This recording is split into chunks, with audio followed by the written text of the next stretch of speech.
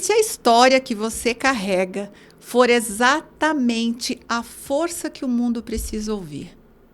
Está no ar mais um episódio do Poderosamente Podcast, um lugar onde a gente traz pessoas reais, com histórias reais e que são histórias inspiradoras. Então, você está chegando aqui agora? Já entra aqui, se inscreve no meu canal, curte esse vídeo, se prepara para compartilhar ele, porque hoje nós vamos ter uma história muito profunda, muito linda aqui. Eu estou muito animada, estou até emocionada, porque eu estou com uma pessoa muito querida aqui e daqui a pouquinho eu vou apresentá-la. Para você que está me vendo pela primeira vez, eu sou Inês Martins, eu sou terapeuta, hipnoterapeuta há 26 anos. Eu ajudo mulheres a se lembrarem de quem elas são através do meu trabalho. Eu criei o Resgate Original, que é um protocolo autoral, que eu ajudo as pessoas a resgatarem a verdadeira identidade delas. Eu criei também o Movimento das Corajosas, porque toda mulher é corajosa. Aliás, você é muito mais corajosa do que você imagina ser. Então, vem com a gente nesse episódio incrível do Poderosamente Podcast. Deixa eu aproveitar e falar aqui da minha linda peça, né, em cerâmica, essa semijoia incrível de uma querida, a Laurita Vieira. Ela é ceramista, ela tem um trabalho maravilhoso com essas peças que eu uso desde o episódio 50, então agora eu vou usar sempre essas peças incríveis dela. Eu vou deixar o link para você conhecer o Instagram dela, esse trabalho maravilhoso. Ela trabalha com as mãos, com o coração, com a alma, e é muito lindo. Então agora eu tô aqui toda elegante com as peças da Laurita Vieira, da Lauris Cerâmica Artesanal. Se liga aí. E se prepara, porque nós vamos começar a nossa conversa de hoje. Eu preciso ler aqui sobre essa pessoa que está aqui comigo, que eu vou apresentar já já para você. Ela é pedagoga, ela é arte educadora, ela é dançarina popular, ela é cantora e ela é responsável pelo Ponto de Cultura Instituto do Corpo ao Conto, daqui de Indaiatuba. Seja muito bem-vinda, Marina Costa, Querida. que eu vi criança. Não sei nem se ela sabe disso. Vamos lá. Não, querida Inês Martins, obrigada pelo convite. Quando chega junto, na Inês Martins, poderosamente, assim, no WhatsApp, falei, gente, o que é isso? Que é um isso? presente poder estar aqui hoje. Obrigada pelo espaço. Marina, é um presente ter você aqui, uma honra muito grande. Eu estou muito feliz, muito honrada realmente de te receber. E nós vamos contar um pouco dessa história, dessa trajetória. Eu li todo o seu currículo, eu vi todo o seu portfólio que você me mandou. Eu pensei, ela disse que tem... Quantos anos você tem? 45. 45. Lendo lá o seu portfólio, eu daria uns 150. Entendi. Porque a pessoa tem muita história. Então, seja bem-vinda. E eu quero que você comece, antes da gente entrar aqui nos nossos pontos principais, se apresentando do seu jeito. Quem é Marina Costa? Ok. Antes que eu me esqueça, eu gostaria de agradecer também pelo espaço ao Jornal Mais Expressão, que dá um aporte, um cuidado tão grande, um espaço tão grande para a gente falar sobre o nosso trabalho, né? Flávia Girardi, Caio, pessoas muito queridas. Então, eu agradeço ao espaço que eles sempre me deram. Maravilhoso. Pronto. Quem é a Marina Costa? Marina Costa é filha de Maria Longina, filha do José Carlos, filha da Elizabeth Janine Costa, mãe do Cauê. E a Marina, desde cedo, sempre procurou saber um pouco mais sobre si. Os meus pais, o Zé e a Beth, quando eu comecei a perguntar para eles, né, sobre o meu nascimento, eles me disseram o seguinte: minha filha, você foi gerada por 2 vezes. A primeira vez por 9 meses e a segunda por 9 dias. Que foi o tempo exato de quando eles me conheceram no orfanato até o dia que eu fui para casa. Então, a minha história, ela começou com poesia, né? Desde que eu me entendo por gente, com muito cuidado, com muita amorosidade. Então, a Marina é essa pessoa que vai sendo nutrida por toda essa amorosidade e pela busca, né, de saber sobre mim. E aí, como a gente nunca chega numa resposta pronta, né, graças a termina, Deus, né? Isso vai até o último aí dia. eu saio fazendo coisas, né? Pois é, que falam sobre mim. Fui para a sala de aula, mas só que aí tem o lado artístico que me acompanha desde cedo, porque meus pais sempre me incentivaram. Então, A primeira linguagem artística que eu me lembro se manifestando foi a dança.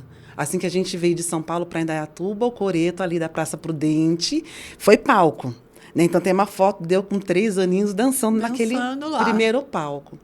Aí depois vieram as aulas de jazz com a Érica Novak e também as aulas de música, né, com a Aurean Bio, com a Helena Bio, lá no Espaço Musical na Boa Pires Camargo. Do conservatório, né? Que não existe mais.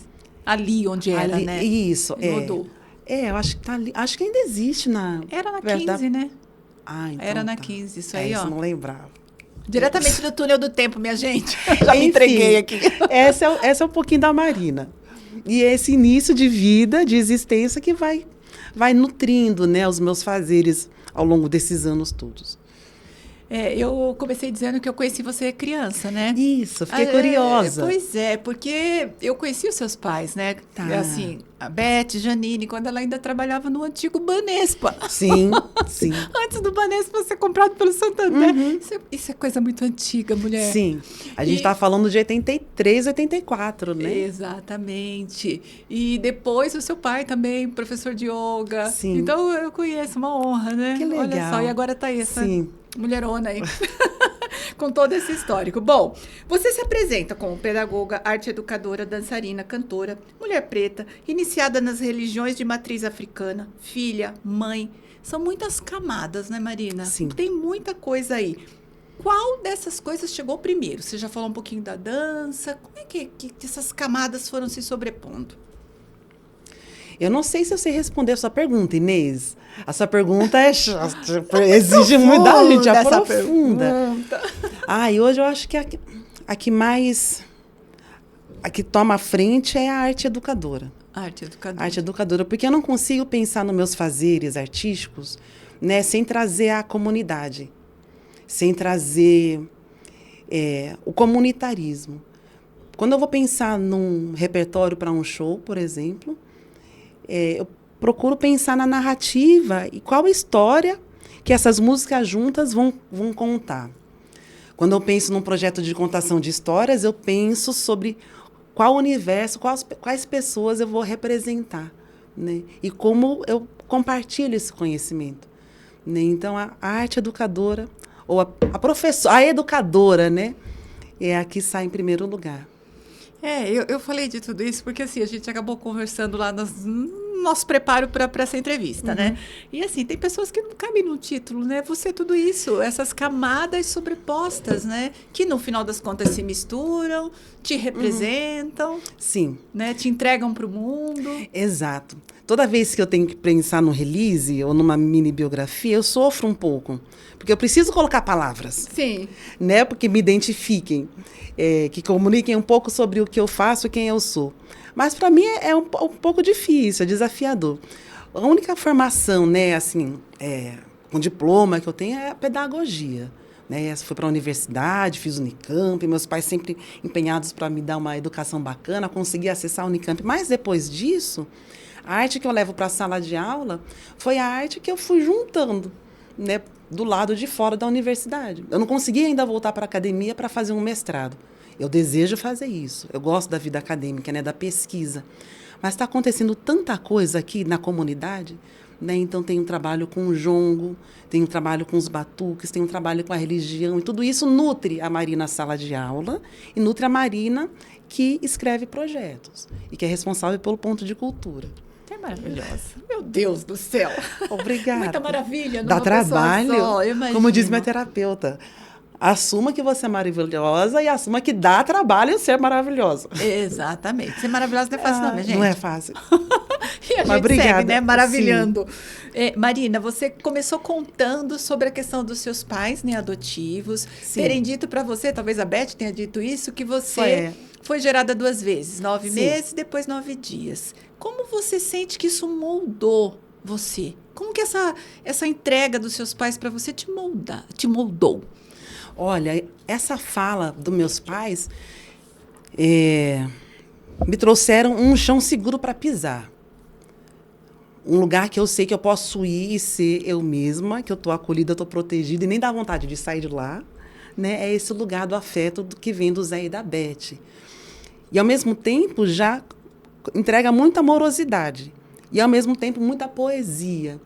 Porque quando eles dizem isso, quando a mãe fala dessa maneira, né, ela não desconsidera os 9 meses, nem a história que veio antes do nosso encontro. Né? Então, eu sempre soube, a minha irmã Kátia, Janine Costa, nós sempre soubemos que éramos filhas adotivas. Né? E eles sempre fizeram questão de honrar essa história pregressa nossa. Né? Então, sempre me deu um suporte para que eu fizesse esses movimentos, né? Para que eu fosse buscando coisas. Sabendo que a gente tem para onde voltar, né? A gente vai a qualquer Sim, lugar. Exatamente. Muito poderoso isso. Eu tenho o meu filho caçula adotado também. Tá bem. Eu adotei ele com 3, 4 dias de vida, né? E eu sempre falei para ele, a sua mãe biológica é um pouco diferente, você teve contato, ele não teria como, porque eu também não tive acesso à pessoa, ia de um outro estado e tal. Mas eu sempre falei para ele, a sua mãe biológica, né, a mãe que gerou você, ela não pôde ficar com você. Na verdade, eu nunca soube o que aconteceu. Tá. Mas eu acredito que não pôde, e tá tudo bem. Alguém foi lá e resgatou, né? Trouxe para o afeto, isso é muito poderoso. Sim. Isso compõe a pessoa que você é também, com certeza, né? Sim. Eu sei que isso provavelmente também provocou a necessidade do autoconhecimento. Deixa eu entender isso mais profundamente.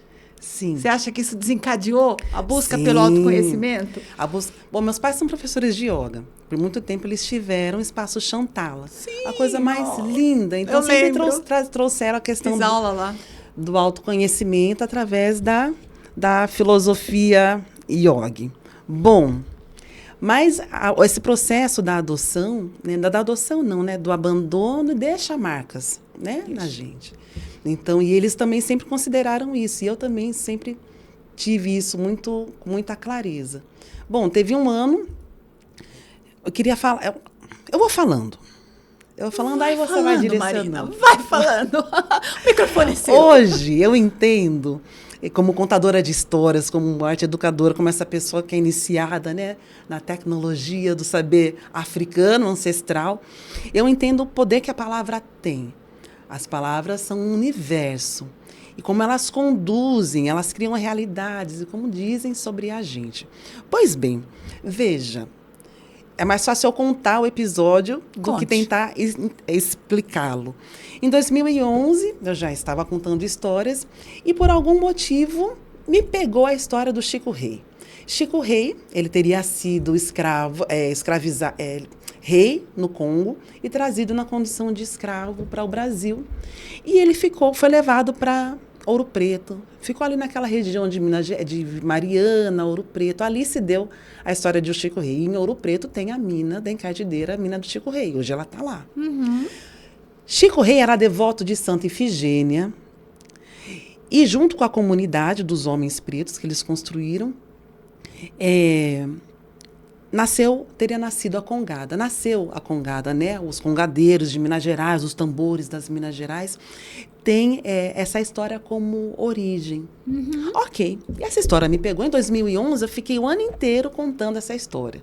De fevereiro a novembro. Então, estava eu imersa em Mariana, Minas Gerais, Chico Rei, Ouro Preto, as Congadas. Final do ano, novembro, eu queria saber o horário, precisava saber o horário do meu nascimento, perguntei para o meu pai, e aí ele falou, acho que tem na sua certidão de nascimento. Falei, não, pai, não tem. Então, ele foi até o escritório, pegou uma pasta com documentos, tirou uma carta, que eu nunca tinha visto, em 2011 eu estava com 31 anos, e me entregou. Li a primeira vez, entendi a primeira parte da carta. A segunda vez que eu li, entendi a segunda metade. A terceira vez eu entendi a carta por completo, então aí eu desaguei, chorei muito, porque essa carta foi uma declaração que a minha mãe biológica teve que assinar quando me deixou para adoção no orfanato. E nela dizia, né? Eu, Maria Longina, 20 anos de idade, natural de Mariana, Minas Gerais, filha de Celso Geraldo e Ifigênia Agostinha, Chico Rei era devoto de Santa Ifigênia. Dei à luz, 20 anos de idade, ela tinha, dei à luz a uma menina assim, assada, não sei o quê, e deixo para ser adotada por um casal. E quando eu li essa carta, eu chorei tanto, porque foi tanto amor que eu senti, né, nesse processo de entrega, desde a entrega da minha mãe ali no orfanato. Meus pais sabiam, como eu fui adotada pelo orfanato, eles sabiam pelo fórum, eles sabiam um pouco da história, né? Então, eles sabiam que a minha mãe tinha tentado ficar comigo, né? Mas não conseguiu me criar, então me deixou ali no amparo maternal. E aí ficou assim, eu cheguei a entrar no Google Maps na época, né? Para ver onde era aquele endereço, era um endereço em Diadema, só tinha um murão assim, mas aí eu guardei essa história. Anos depois, eu estava longe do meu filho, a gente precisou ficar um período longe, fiquei 6 meses sem falar com ele, e eu estava para me reencontrar com o Cauê. E aí, eu estava dando piripaque, né? Estava entrando pânico, estava tendo umas crises de insegurança, de ansiedade, mas ao mesmo tempo não sabia nomear nada daquilo. Beth, minha mãe Beth, toda a sabedoria dela, mandou: Marina, vai lá. Lá onde, mãe? Vai lá procurar sua mãe. Meu Deus. Como assim? Não, mãe, não tem dinheiro. Seu pai te dá dinheiro. Eu não tive por onde escapar, né? Aí o pai, né, ele reservou. Lá, é linda essa história, ela precisa virar alguma coisa. Qualquer hora eu danço ela, ou eu canto, eu viro um livro. Aí eu sei que eu fui para Minas, para encurtar um pouco a história, eu fui para Mariana. Estando em Mariana, encontrei a minha mãe aqui em Heliópolis, né? Dona Maria Longina. Porque aí tinha me dado 7 dias de prazo para encontrar, né, vestígios dessa história. E em 4 dias a cidade inteira já estava sabendo. Né? Enfim, pelo Facebook a gente encontrou Dona Maria Longina aqui em Heliópolis. Em Heliópolis, São Paulo. Aqui em São Paulo. Uhum. Né? Então, eu voltei. E no dia que eu soube dela, que a gente se encontrou e marcou um encontro, o que estava acontecendo em Mariana? Um encontro de congada. Então, tinha grupos de congada, assim, pela cidade, subindo e descendo aquelas ladeiras. Então, Chico Rei coroou o nosso encontro e, né, a descoberta, esse movimento, e consagrou nesse encontro entre mim e Dona Maria Longina. Né? Que história bonita. É linda essa história. Não, realmente tem que virar alguma coisa. Tem que virar alguma coisa. Planeje e ponha na prática. E aí isso aí. descobri mais irmãos e sobrinhos e tudo mais, né? Eu fiz um encontro entre Dona Maria Longina e meus pais, foi um encontro virtual, assim. Dona Maria Longina se encantou em outubro do ano passado. Estava na Colômbia. Né? Então, eu não pude ali me despedir, né, dela, mas eu já tinha me despedido antes da viagem. Ela adoentou, né? Se encantou, foi embora. Se encantou. Se encantou. Partiu. Então, é isso. Que coisa linda, né? Você sabe que essa coisa da gente resgatar a nossa origem, como isso é poderoso, né? Sim. De um jeito ou de outro. Poderia ter sido totalmente diferente do que você está contando, mas de certa maneira é importante a gente saber, né, um pouco da nossa história original, porque isso empodera a gente também, Sim. né? Mesmo que a gente encontre coisas difíceis, aí talvez você precise trabalhar, você faz terapia, né? Então a gente precisa ir lá resolver algum trauma que tem lá. Sim. Como você disse, o abandono, ele deixa marcas, não tem como. Uhum. Até porque ele é interpretado pelaquela mente que ainda não tem filtros, né? Então, mesmo que seja algo do tipo, a mãe não pôde, para a criança me abandonou. Sim. E isso vai ficar fica um lugar na gente, né, com esse registro. Então, trabalhar isso é muito bom, a né? vida inteira. E aí depois você vira uma comunitarista, pode falar assim? Gosta do comunitarismo? Eu gosto do comunitarismo. Não sei se eu sou uma comunitarista. Nem sei, eu nunca ouvi essa palavra. Nem eu acabei de inventar, talvez. Eu não sei o que seria isso, mas o olhar para a comunidade, para o todo, isso permeia o meu fazer artístico e pedagógico, digamos assim, né? A arte e a educação se encontram nesse lugar da comunidade. Eu acredito que vem muito das culturas, da vivência com as culturas tradicionais, com as culturas populares. Antigamente, o nome que se usava para esse lugar, né, para esse nicho das culturas, era o folclore, a palavra folclore. Né? Mas quando a gente usa folclore, dá uma sensação de que aquilo não existe de fato, fica um pouco no campo da fantasia, mas não. Aí depois vem o entendimento de cultura popular. Ok, é uma cultura que está ali entre o povo.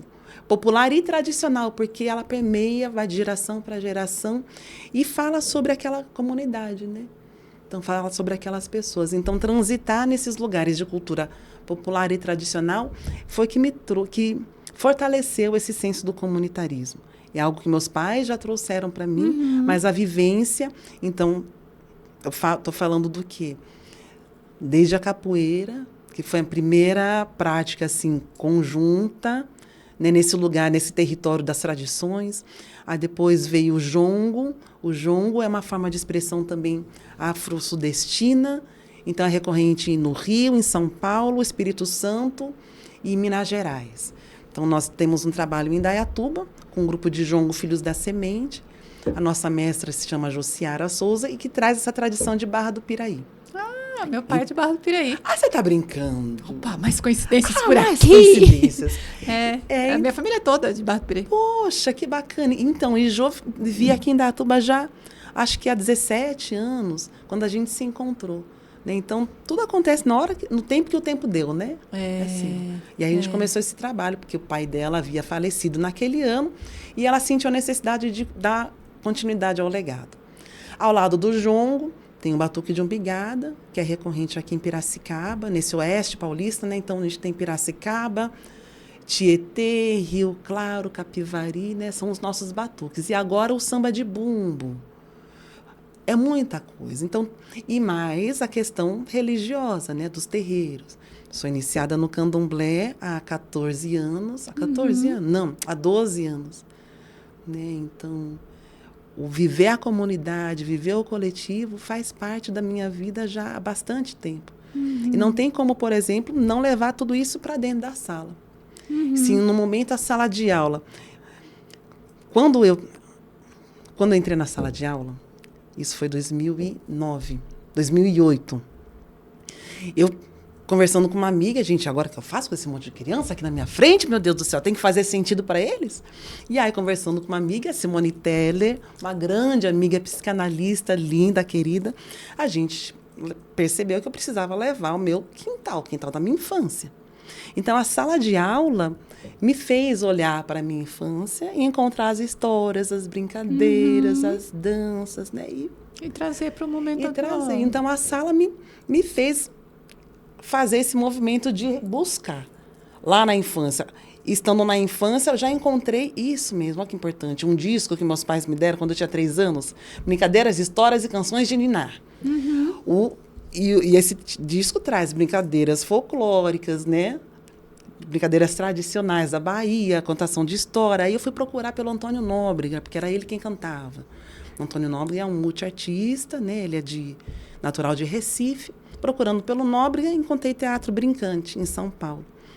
Participei por uma formação para jovens e educadores, né? Arte do Brincante para jovens e educadores. Então, ela era a pedagogia ali da cultura popular.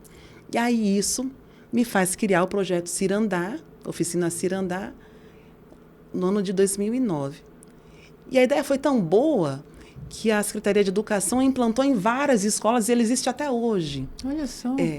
Então, assim, não da maneira que eu imaginei, né, que eu criei e tal. Mas, enfim, existe. A semente foi plantada, está ali, né? Está germinando. Cada jardineiro cuidando, semeando de uma maneira, né? Mas, enfim, foi isso. A sala de aula me fez olhar e fazer essa busca. E, ao mesmo tempo, eu também nutro a sala de aula com o que eu encontro aqui fora. Você é muito fazedora, né? Você faz as coisas acontecer. Eu gosto disso, eu fico inquieta, né? Então, mas ao mesmo tempo eu preciso de administrar para cuidar daquilo que eu gero também, né? Tive uma ideia, um projeto, vamos fazer o projeto. Mas aí eu preciso de ter a disciplina para cuidar. Ou então, de repente, entender... Tem pessoas também que estão para você. Isso que eu ia falar, exatamente. Ou então entender que tem outras pessoas que podem conduzir aquilo. Né? Porque pode ser o seu papel gerar o projeto, criar a ideia, semear e o povo vai Eu já cuidando. ouvi isso. Eu estou ouvindo pela segunda vez, estou prestando 3 semanas atrás. Então, obrigada por me lembrar. Tá vendo? Eu acho que cada um de nós tem um papel, né? Algumas que pessoas. Então, você executa no sentido de trazer para a prática, não necessariamente ficar ali fazendo, porque vem outra ideia, o que você vai ficar ali? Você vai ter que levar outra coisa adiante. Por isso que é maravilhosa essa possibilidade de trabalhar como ponto de cultura. Esse conceito nasceu na gestão do Gilberto Gil, quando ele era ministro da Cultura, né? Que é entender a comunidade, né? Os agentes como ponto de cultura. Né, que tem um conhecimento, que tem um legado para comunicar e que tem esse papel de criar redes. E os pontos de cultura, o forte deles é justamente esse trabalho em rede. Né? Cria-se uma teia de fazeres culturais, de agentes culturais. Vai conectando pessoas, situações. Pessoas, situações, fazeres. E olhar para Indaiatuba, né? que é outra coisa que me fascina, olhar para a história da população negra de Indaiatuba. Então é isso. Muito profícuo esse trabalho. Eu estou lembrando aqui um pouquinho do que você contou agora há pouco, da história de Mariana ainda, né? De como você encontrou a história Longina. Dona Longina. Diferente esse nome, né? Maria Longina. E lá você viu a Congada. Sim. Né? A sua mãe tinha alguma conexão com isso? Tudo bem que ela já estava para cá, porque eu estou pensando aqui muito numa força de ancestralidade. Não tem coincidência em nada disso, né? Eu não acredito em coincidência. Eu também não acredito. Acredito em Deuscidência. O que eu acho engraçado, porque assim, Dona Maria Longina, quando vive, depois que a gente se encontrou, eu não sei o porquê. A gente não teve muito tempo de convívio, assim, né? Primeiro que, para eu conseguir, eu a conheci, mas não foi tudo flores, né? Claro que não, filme, né? Gente? Eu consegui ao encontro dela depois de 2 anos. Né? Eu a conheci, aí fiquei 2 anos, né? Sentindo coisas, pensando coisas. Processando para então... Mas Dona Maria Longina tinha um negócio que era muito gozado. Eu não sei o que ela pensava. Ela trazia muita culpa. Ela carregava, ela verbalizava, a gente conversava sobre isso, enfim. Mas... quando eu acho que chegava no limite, assim, que ela conseguia falar, ela disse, não lembro. Eu esqueci. Leia a legenda, é melhor esquecer. Então, e aí, no encontro seguinte, sabe aquilo? Então, lembrei. Aí contava. Ela precisava de um tempo. Eu cheguei a perguntar sobre qual era a ligação dela, né, com a tradição, mesmo com a religiosidade. Então, ela disse que ela não tinha um envolvimento direto, né? Ela chegou a frequentar um pouco, mas não muito. Então, foi uma história que ela não compartilhou muito. Eu sei que em algum momento, na família, do lado da minha avó materna, teve, né, um envolvimento com os tambores, tanto na parte da religião, quanto na parte ali dos festejos, né? Mas eu não sei o quanto. Porque aí a minha avó, ela também já é falecida. Sei que eu tenho um tio, de repente eu... conversar com ele. E de qualquer forma, né, Marina, olha que doido isso, né? Mesmo que não tenha a conexão tão direta, a ambientação, a origem, tá, né? Dizem que os nossos pais estão em nós, os nossos avós estão em nós, e a gente vai levando isso adiante, né? Sim. Do nosso jeito. Houve um griot, Amadou Ampatebá, um contador de histórias do Mali. E ele falava... Ele tem um texto muito bonito que chama A Tradição Viva. Ele falava sobre a cadeia de transmissão de conhecimento. Sim. Né? Então, o que a gente chama de ancestralidade, ele estava chamando de cadeia de transmissão de conhecimento. Então, toda a nossa história tá na gente, né? Está impregnada no DNA. Nem fale sobre isso. E, de alguma maneira, guia. Exato. Conduz. Bom, você falou pra gente que a dança chegou cedo na sua vida. Sim. Né? Talvez até quando você era bem pequena, né? Acho que nem... às vezes a dança chega até antes das palavras. Porque quando a gente gosta de música, você vê até as criancinhas, bebezinho... Sim. Já dançando, né? Se sacolejando, né? Como é que foi esse encontro com a dança? E como que a dança te levou do jazz na infância, né? Até essas danças afro-brasileiras da matriz africana? Como é que você fez essa transição de uma coisa para outra?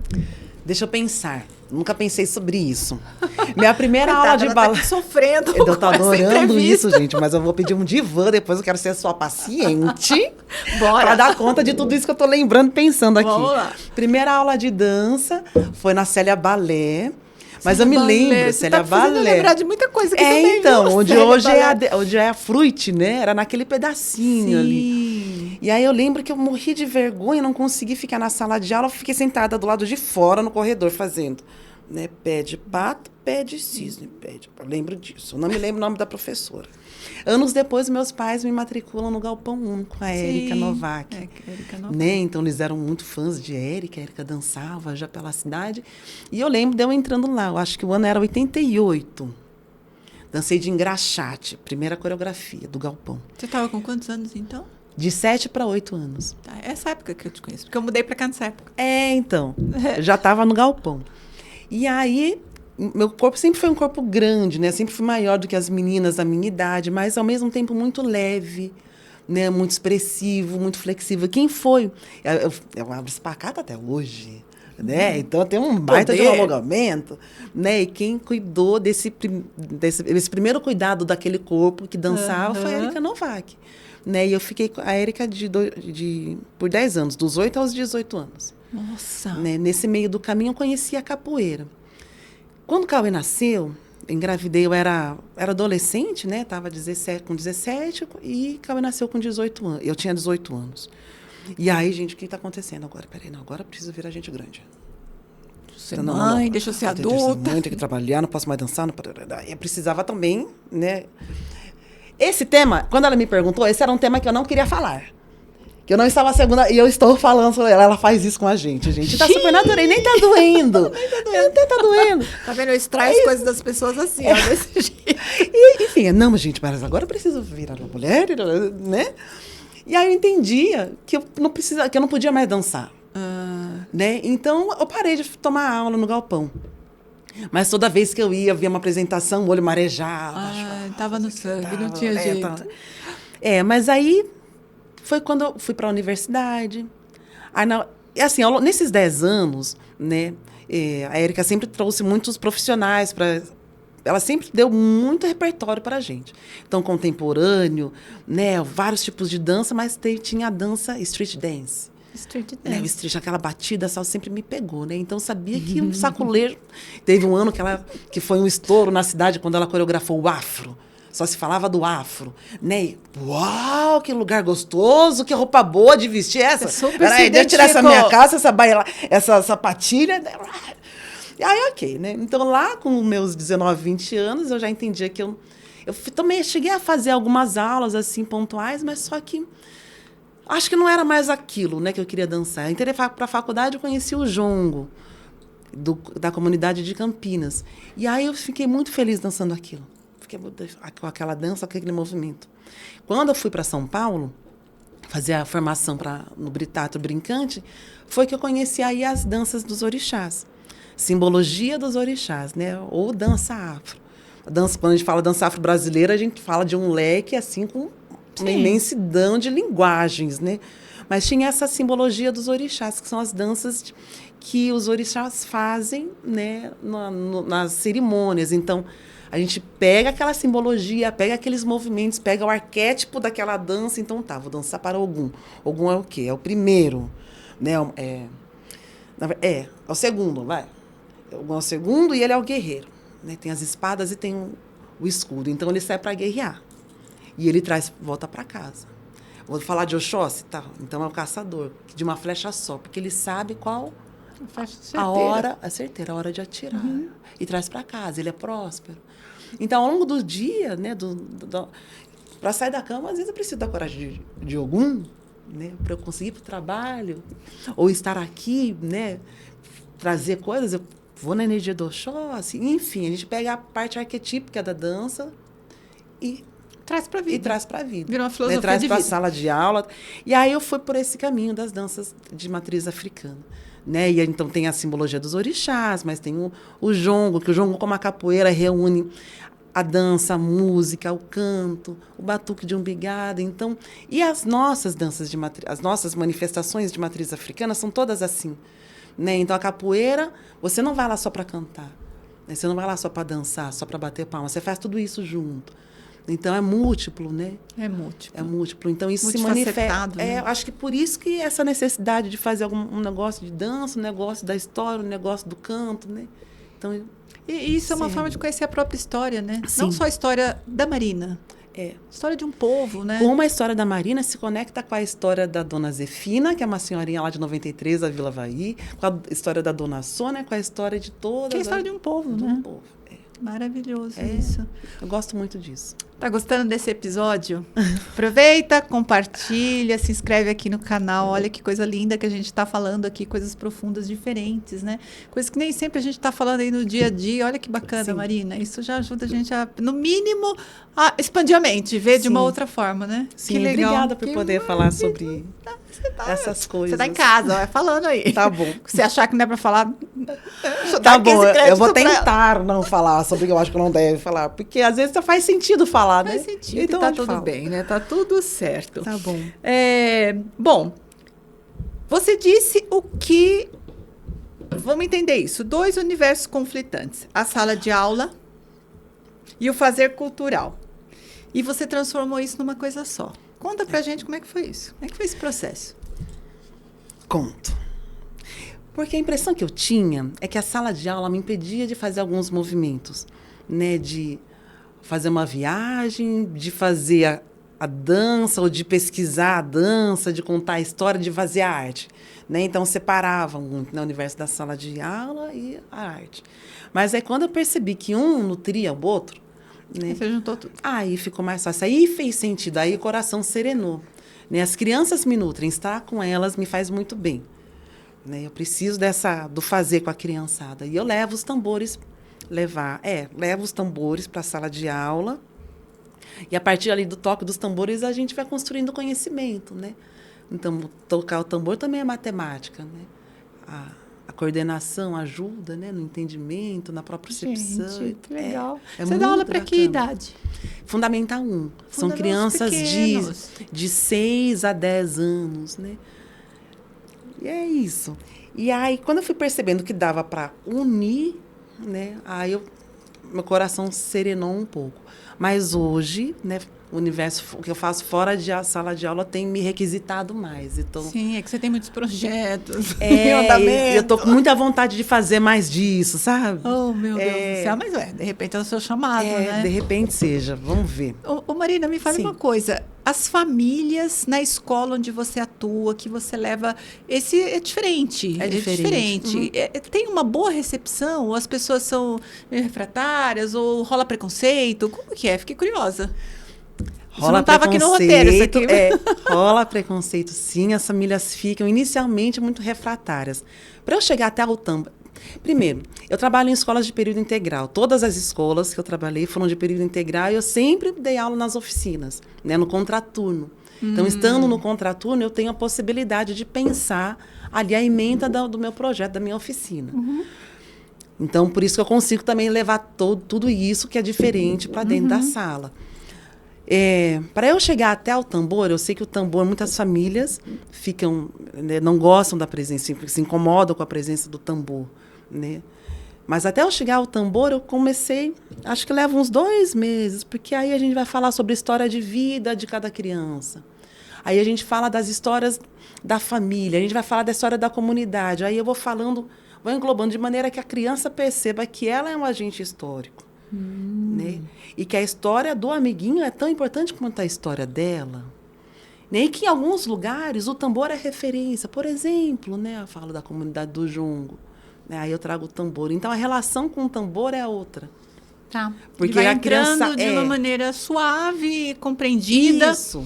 Uhum. E aí eu proponho. É claro, tem crianças que não querem tocar inicialmente, então não tocam. Por exemplo, a última vez que eu levei um tambor para a sala de aula, eu cheguei na sala de aula, aí o menino falou, ai, credo, demônio! Assim. Oh, meu Deus. Não quero, mas não sei se é o caso. Não pode rir. Não, vamos tocar. Eu, credo, não vou tocar. Tá bom, não precisa tocar então, fulaninho, pode ficar aí. A gente fez a roda, a gente já tinha falado, nutrido todo o terreno, fui passando o tambor de mão em mão, né? Ele circulou entre as crianças, chegou na vez dele, o tambor passou, dali um pouco ele pediu para voltar, e aí ele porque não tinha risco, né? Não era uma perigoso. E assim, tô lembrando de outro episódio. Ano era 2014. O menino, eu lembro do rostinho dele, eu lembro do nome, né? Ele tinha pele negra, cabelo lisinho, parecia um indígena. E aí ele foi, a gente estava dançando batuque de umbigada. Né? Então, a gente dança, as crianças tocam tambor, as crianças cantam, a criançada feliz, foi embora para casa. No dia seguinte, veio um aluno, professora, minha mãe perguntou se o que você está ensinando é de Deus. Eu falei, mas fulano, o que é que você acha? Você acha que você sentiu bem? Eu falei, eu senti, pro. Você acha que a pro ensinaria algo que não fosse de Deus? Não, pro. Então é de Deus. E assim, né, eu não falo... O que a gente canta em sala de aula fala sobre o dia a dia. Então, vai falar do animal, vai falar do amor, vai falar sobre a florzinha, vai falar sobre a chuva. Né? Então, falar sobre a natureza, o que eu levo para as crianças. Aí, eu respondi isso para a criança. Ela não me esperou, não. No final daquele mesmo dia, estou saindo da sala de aula, as crianças já tinham ido embora. Ele voltou, me pegou pela mão para a minha mãe e me colocou de frente para a mãe dele. E aí eu expliquei o que era. A mãe queria saber. Não, mas ele pegou eu e a mãe de surpresa. A mãe não sabia que ele ia fazer isso. Ele que queria que a mãe dele soubesse. Fala pra minha mãe. Ele queria que a mãe soubesse. Eu expliquei o que era o batuque de umbigada, que era semelhante à capoeira. Contextualizei. A mãe sorriu, ficou tranquilo. Então tem bastante resistência, mas a gente precisa falar sobre isso porque são inúmeros os casos, né, de racismos, de violência contra crianças negras no interior da sala, no interior da escola. E os adultos não sabem como lidar, né? Os educadores não sabem como lidar com isso que está ali na escola. Né? Não precisa que eu fale sobre religião dentro da escola. Esse tema já está ali dentro. Sim. Né?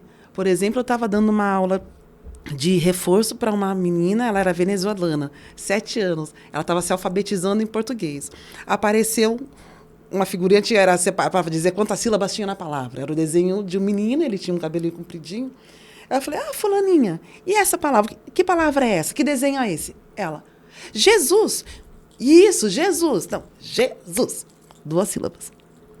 Então, assim, a referência religiosa, espiritual que a criança tem na família, ela perpassa o dia a dia da escola. Não tem como evitar. Ser diferente, né? Então, é importante que as crianças de toda e qualquer religião se sintam seguras naquele espaço. Então, por isso que falar sobre o tambor, não falar sobre religião. Eu não falo sobre religião, mas eu falo sobre o respeito às histórias de vida. E as culturas, né? As diversas culturas, né? O mundo, o planeta é um lugar multifacetado, tem de tudo aqui.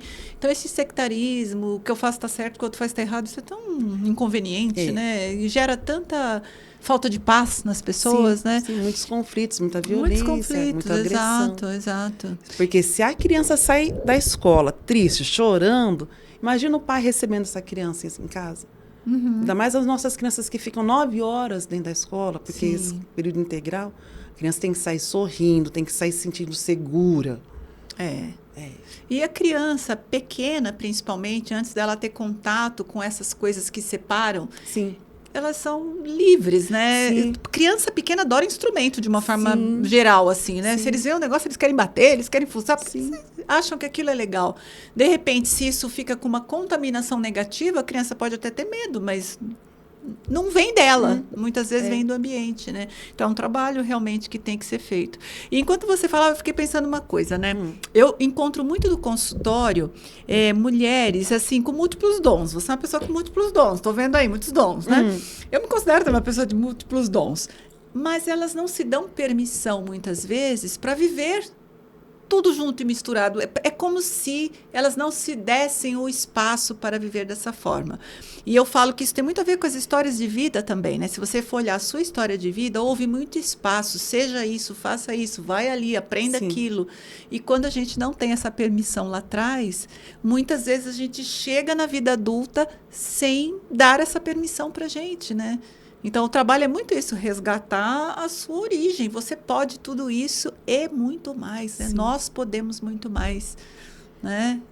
Tá ouvindo, né? Se liga, porque nós podemos muito mais, nós somos multi. Né? Eu, quando vejo, sei lá, uma apresentação de ginástica rítmica, Olimpíada é um lugar bonito para você ficar vendo aquelas coisas, você fala, gente... Parece que não vai dar tempo de pegar a massa, né? A bola. Que vai escapar a barra. Vai escapar. Só que a pessoa, desde pequenininha, se treinou para aquilo e olha onde ela chegou. Qualquer um de nós que se tivesse feito isso desde o começo também poderia. Então, nós podemos muito mais. Sim. É importante saber ouvir, aprender a ouvir, né? A perceber a gente. Qualquer sinal de desconforto, se dói, a gente precisa ouvir. Também. Precisa ver, né? É o limite, né? Talvez esse lugar não é o mais saudável para mim. Deixa eu vir um pouquinho mais para cá. Às vezes você vem um pouquinho mais para cá, aí fica bom. Aqui ficou melhor. A gente vai se encaixando. Vai se encaixando. Bom, Marina, vamos falar de uma outra coisa agora, né? Sim. Vamos falar de uma coisa bem legal. Bom, você já esteve na Áustria. Estive. Sua maravilhosa. Na Colômbia, na Armênia. Sim. Levando dança afro-brasileira. Foi. É muito poder, né? Para uma pessoa só. Contação de história, canto. O que acontece dentro de você quando você está levando essa arte para o mundo? Menina, é uma coisa maravilhosa. É muito bom. Só um detalhe. corrigir? Não, Armênia é a cidade de Armênia, na Colômbia. Ah, maravilha. É, maravilha. a cidade de Armênia. Tá. Eu estive...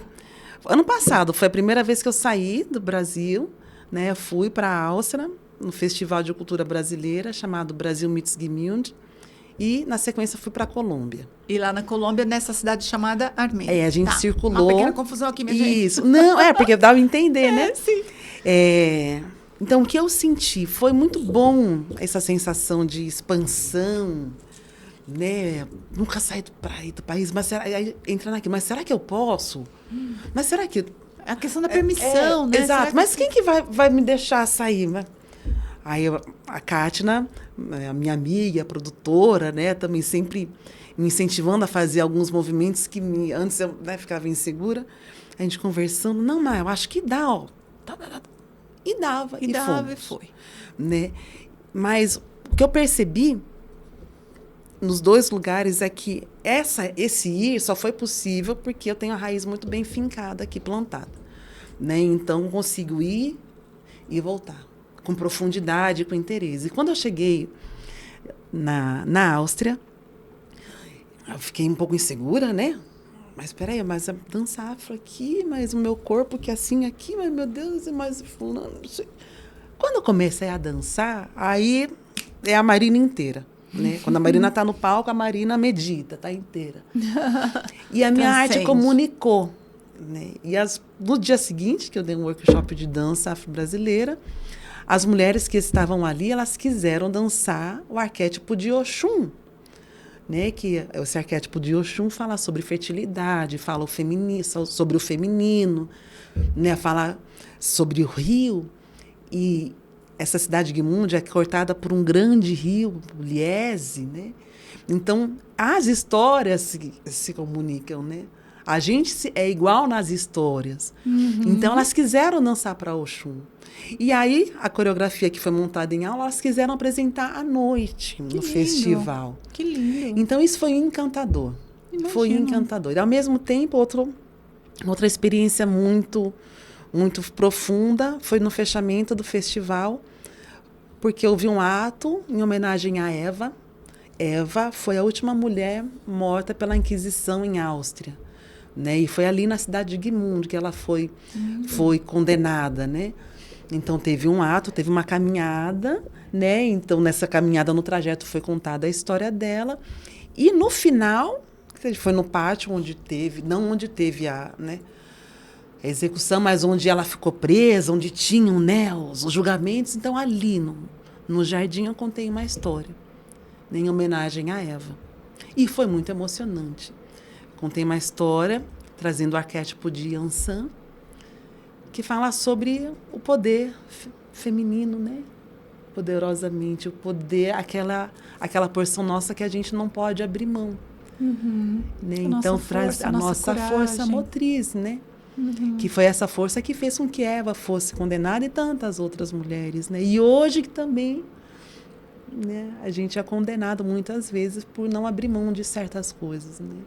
Uhum. Então foi muito emocionante, muito. Bom, o trabalho foi muito bem aceito, né, de maneira que recebemos um convite para retornar esse ano de 2026. Uhum. Eu quero que você fale disso agora. Posso porque falar? Eu sei que você está com uma campanha em andamento para essa viagem. Conta tudo. Conto. Como chama a campanha? Campanha Corpo em Movimento. Uhum. No ano passado, a gente conseguiu acessar alguns recursos de edital, né, de verbas para fazer essa viagem. Esse ano isso não aconteceu, mas a gente precisa ir. Então, uma amiga foi lá em casa, a gente estava tomando café, estava chateada, falando, não consegui o projeto, o edital. Falou, mas Marina, você vai fazer o quê? Vamos fazer alguma coisa. Falei, é verdade, né, Nádia?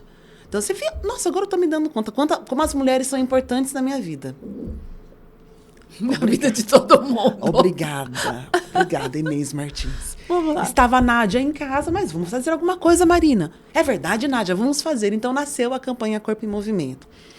A campanha Corpo em Movimento, ela tem como propósito angariar recursos para a gente fazer esse intercâmbio cultural. Quando eu falo a gente, é eu e Juan Santos, que é um outro membro do Ponto de Cultura, Né? Ano passado eu fui sozinha, então a minha dança eu fiz com música eletrônica. Esse ano eu gostaria de fazer com os tambores, né? O Juan, além de ser bailarino, ele também é percussionista. Ogã, iniciado também nas tradições africanas, afro-brasileiras.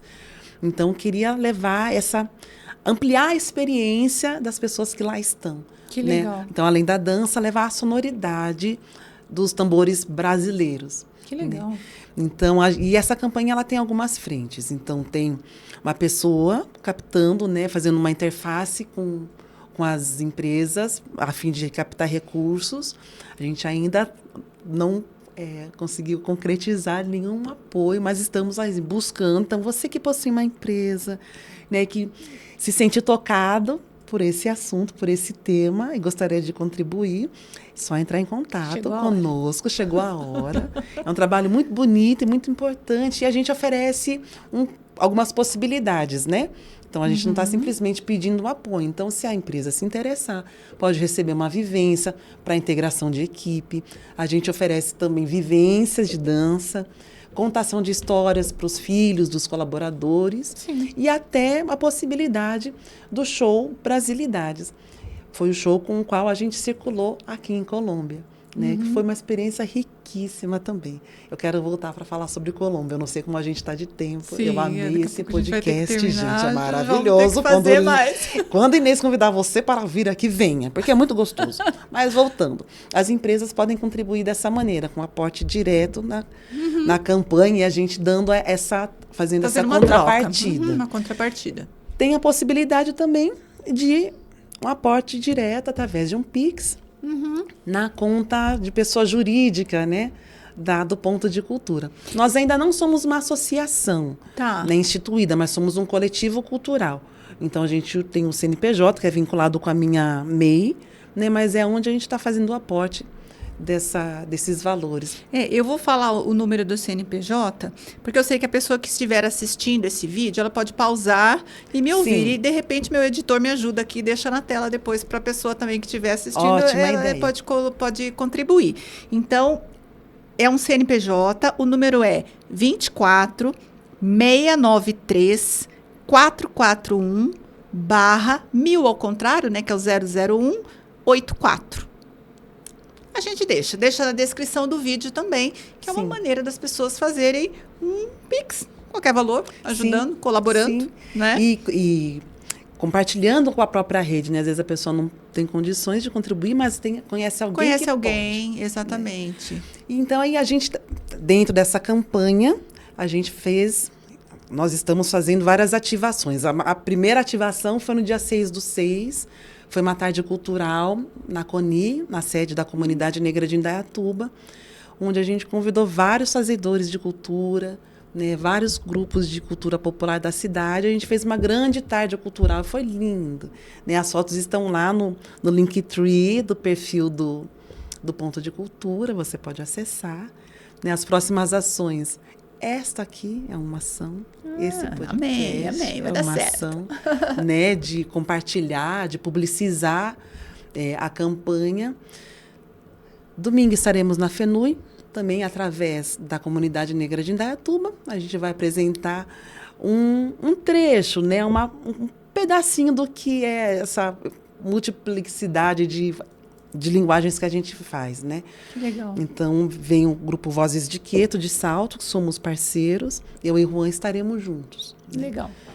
E depois disso, vou colocando nas minhas redes as próximas ações, porque envolve rodas de samba, vivências de dança, que vão acontecer aqui na cidade, em São Paulo, enfim. Bastante muita coisa, porque a gente realmente precisa. Da ação, meu Deus. A gente precisa fazer essa travessia. Muito legal. Algo que eu não. Olha, é a primeira vez que estou falando isso publicamente, abertamente. Prestem atenção. Porque depois de Gmundi, nós vamos fazer uma atuação em Veneza. Uau! Porque uma das parceiras da curadora do festival, ela trabalha em Veneza, na prefeitura de Veneza, no auditório. Então, ela vai levar, né, os artistas que estão participando do festival para exporem também e mostrarem a sua arte em Veneza. Então, tem Marina do Brasil para o mundo. Para o mundo. Que poderoso. Mas eu volto. Muito legal. Ela vai, mas ela volta porque ela tem raízes aqui. Tem raiz e tem que cuidar do jardim. Marina, essa nossa conversa está incrível. Está. Eu quero muito que a gente sente aqui novamente para falar mais sobre tudo isso. Estou apaixonada por essa sua história, por esse seu movimento, né? Você é um movimento, que coisa incrível, né? Sim. A gente tem um gap aí de se encontrar, porque assim é a vida, né? Que a gente vai para um lado, vai para outro. Faz muito tempo que a gente não se vê, mas eu estou assim pasmada, né? Eu sigo você no Instagram, vejo lá, mas é aquela coisa, hora aparece, hora não aparece, a gente não se conecta tanto. Sim. Mas eu estou muito feliz, muito honrada de ter te recebido aqui nessa nossa entrevista. Querida. É muito lindo o seu trabalho. Que Deus abençoe, que você continue levando essa cultura dessa maneira, com toda essa energia, com essa alegria. Quando a gente vê você lá cantando, dançando, contando suas histórias, é muito maravilhoso, é muito contagiante. Né? É muito verdadeiro. Eu gosto de fazer isso. Por isso que contagia, né? Por não tem isso. como. É muito bom, muito legal. E pra gente encerrar, né, esse nosso bate-papo aqui, senão não teria fim, a gente poderia ficar aqui até amanhã. Eu poderia, tranquila. Eu tava ansiosa, tava insegura, meu Deus, vai começar, 1, 2, 3, travando. Travando. Mas foi muito gostoso, foi muito bom estar aqui. Obrigada pelo espaço, Inês. Porque cada vez que a gente tem essa possibilidade de falar sobre o que a gente faz, a gente relembra o porquê faz algumas escolhas, né? Como se a gente lembra o nosso propósito, né? A gente olha assim, um pouco mais distante para aquilo que a gente faz e lembra. Faz sentido. Da minha parte, missão cumprida. Vamos lá, para a gente fechar. Sim. Que mensagem... Assim, o meu público ele é majoritariamente feminino, tá? Eu atendo muito mais mulheres do que homens. Então, eu falo mais com as mulheres, os homens estão me ouvindo também, tá tudo certo. Que mensagem você deixaria para uma mulher que ainda não confia nas próprias ideias? Porque, olha só, você é a mulher das ideias. Cá entre nós, muitas ideias, né? E essa mulher ainda está hesitante, ela ainda não está ocupando o espaço que é dela. Que mensagem você poderia deixar para essa mulher? Antes de eu falar essa mensagem, quero explicar que na nossa tradição africana tem um conceito, que é o conceito de Ori, é a cabeça. Né? Então, Ori, mas não é essa cabeça aqui externa, mas é o que vai lá dentro, a nossa alma. Né? Aquilo que tem de mais profundo. Antes da gente vir para a Terra, contam as histórias, a gente passou ali numa banca e escolheu o Ori que ia acompanhar a gente pela nossa trajetória. Tem um provérbio que diz que nenhum orixá, que ninguém abençoa a nossa vida antes de Ori. Ou seja, confie na sua ideia. Apegue-se a ela. Olhe para dentro. Se escute. E faça esse movimento. Dói. Dói aquilo que é novo. Dói sair de um lugar em que a gente está acomodado. Mas não é porque está acomodado, é que está confortável. Às vezes a gente está acomodado e está doendo. Né? Então, apegue-se à sua ideia e movimente. Acredite nela. Maravilhoso. É isso. Obrigada, meu bem. Estou muito honrada. Eu falo assim, tem histórias que elas não começam exatamente no nascimento, elas começam na nossa escolha. Ter ouvido dos seus pais o que você ouviu, que você foi gerada 2 vezes, né? O modo deles falarem, de contarem a sua história. E depois você pegar toda essa história e transformar em canto, em dança, em toda essa entrega para o mundo, né? Como eu brinquei, Marina do Brasil para o mundo, né? Que maravilhoso isso. No fundo, a nossa história importa muito, mas importa muito mais o que a gente faz com a nossa história. Parabéns, Marina. Obrigada. Obrigada, viu? Palavras incríveis, conversa maravilhosa. Eu quero continuar. Vou tomar um café com a Marina, que eu sou a pessoa do café. Vamos tomar um café para a gente continuar essa conversa. Bom, e para você que acompanhou a gente até aqui o final desse podcast, desse episódio incrível com a Marina Costa, aproveita, se inscreve no canal, compartilha o vídeo. Tenho certeza que outras pessoas querem ouvir sobre essa história. Vocês podem deixar seus comentários, dúvidas, a gente vai responder. Vou deixar na descrição do vídeo como encontrar a Marina. Como que é o teu Instagram? @do corpo ao conto. Do corpo ao conto. Maravilhoso. Lá tá a Marina dançando, cantando, aprontando. Essa mulher apronta. Bom, então aí você já sabe como entrar em contato com a Marina. E eu vou deixar tudo aqui na descrição do vídeo também. Aliás, eu deixo na descrição do vídeo também um link para você baixar o Guia das Corajosas. Para você se lembrar que você é muito mais corajosa do que você imagina. E assim a gente encerra esse episódio de hoje com essa preciosidade aqui. E te agradeço pela audiência. até o próximo episódio do Poderosamente Podcast.